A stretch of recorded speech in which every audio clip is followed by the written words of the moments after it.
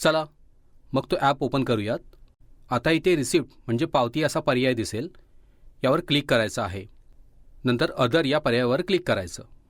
आता सर्वप्रथम अधिकच्या चिन्हावर क्लिक करा. ज्या तारखेला पैसे जमा झाले ती तारीख टाका.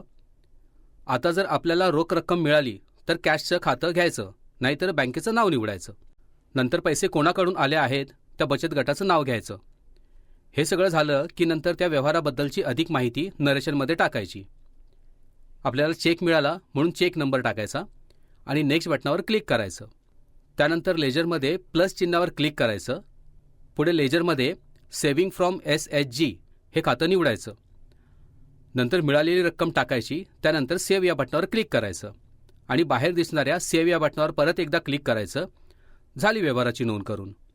याचे प्रिंट काढून व्हॉट्सअप पण करू शकतो आपण. त्यासाठी आपण जो व्यवहार नोंदवला आहे ना त्यावर क्लिक करायचं आणि वरती सेंडचं जे बटन दिसतंय त्यावर क्लिक करायचं.